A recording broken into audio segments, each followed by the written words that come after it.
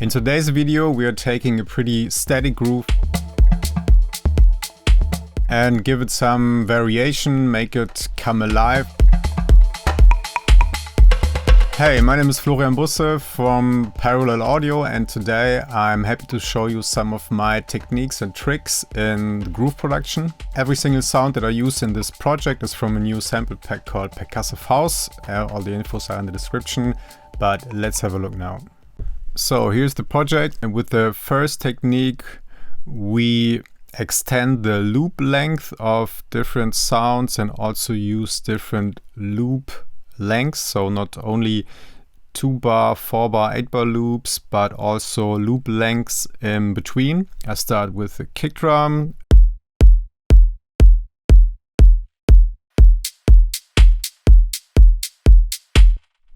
Snare and hi-hat are super straight, just to give it some context. And then I use the kick drum in a longer loop and a loop length of 3 bars, and this sounds like this.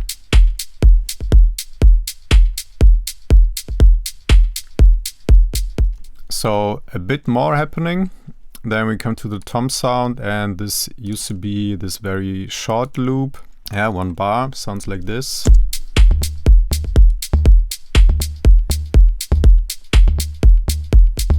So it gets boring after quite some time, and I doubled the length and just made a little variation in the second half. So yeah, this one is the same, and then I changed a bit in the second half of the bar. Usually these little variations already do a lot, so this sounds like that.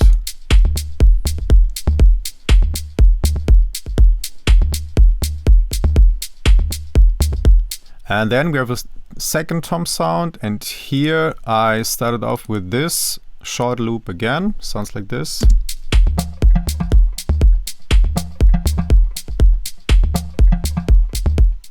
And as this one is a more exciting tom sound to me, I wanted to have a longer loop, so more than 2 or 3 bars. And what I find quite helpful is not just to duplicate this one and then do some changes, and if I'm working on this change I have to listen through all the bars before, and it takes a lot of time. I just duplicate this 1 bar loop and then work just in this 1 bar and create some slight variations, and then the number 2 and 3, they sound like this.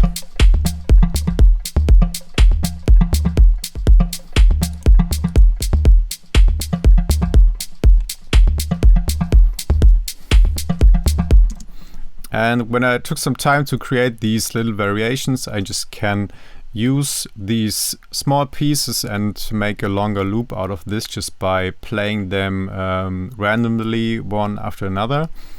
And the second step is then just to record this and make a new longer loop.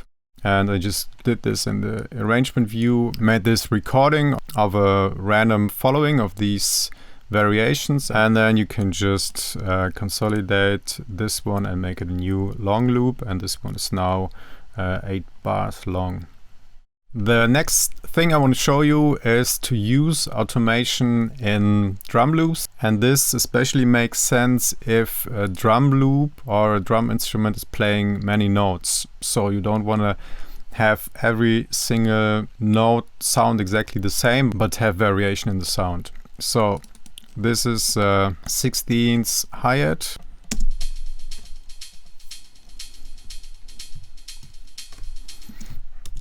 And I did some automation on the decay time. And also in the filter. So I just took this, this one filter and moved it around and recorded this.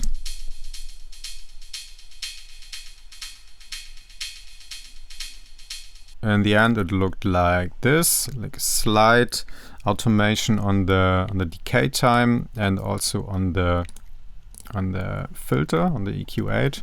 So with these little variations it sounds like this.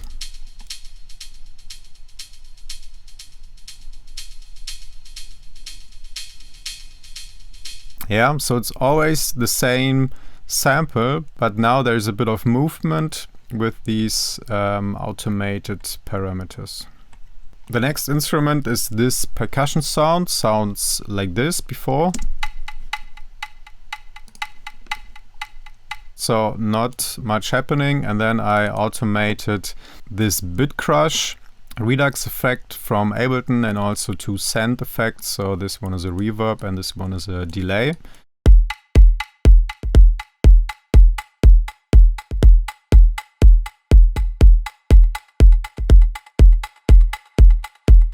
Yeah, something like that. And here I did that before. So we have the dry wet from the redux, then the reverb, which is getting more to the end of the bar, and then the delay doing the same. Sounds like this.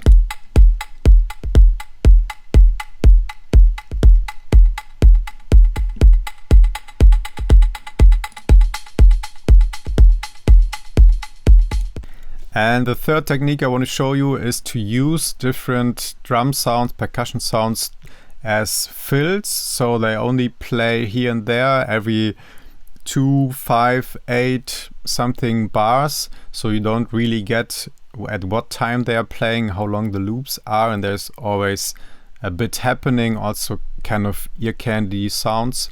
So it's these 4 sounds. The first one is a hi-hat with a lot of delay. It sounds like this.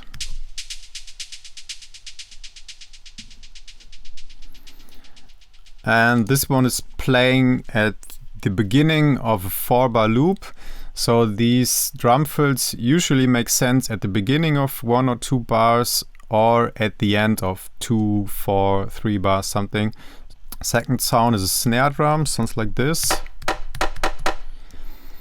And this one is playing at the end of, yeah, this one bar, then a break, and then here again.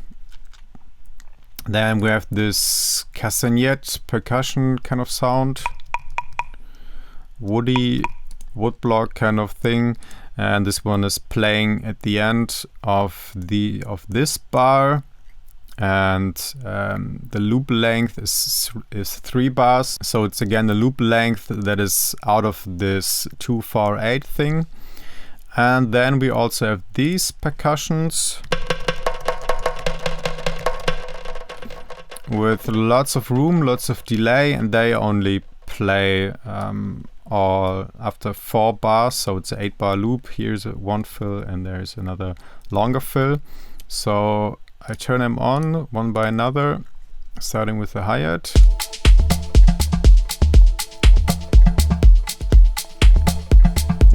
Then the snare drum.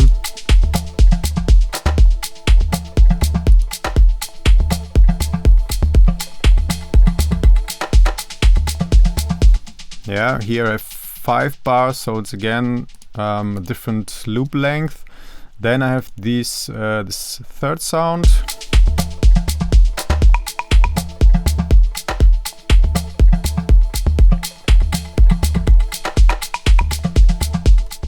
And then the last one sounds like this.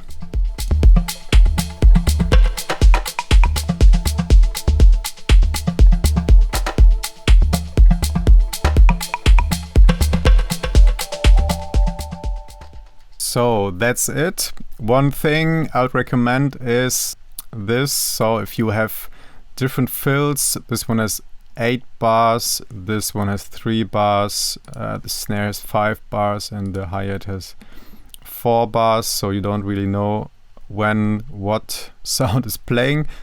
And to make sure that they're not all playing at the same time and I have only one sound playing, I just copy all of them into the arrangement view, and now I can make it again maybe 16 bars like this, and then have a look if there's times where they all play at the same time. So I check this here. Here, for example, the snare and this percussion sound play at the same time, so I would cut this one out, cut this one out. here again, the snare and the last percussion play at the same time. So I delete this one. And here's a lot of happening again. Yeah, I feel like the snare is too much here. Maybe also this one.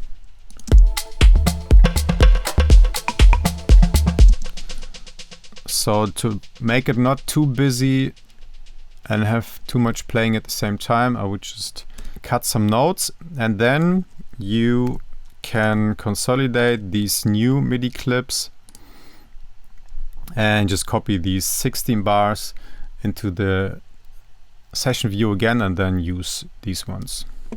So I prepared this here, and now I show you before and after again. So before sounded like this.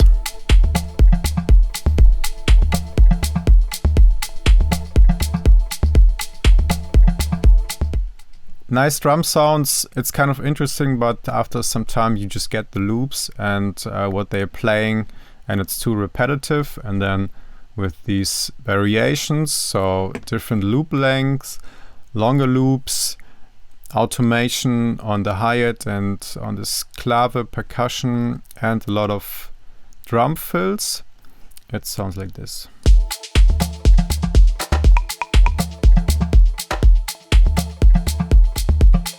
Hey, thanks for watching. If you have any questions, we try to answer them all in the comments below. If you like the sounds that I used here in this project, feel free to check out the new sample pack I made for Production Music Live, and also feel free to check out my music production coaching program, where I support and teach producers over a longer period of time, German speaking only, but if that's interesting, I guess it's also in the description. And if you want to see more of my techniques, please comment, and thanks for watching.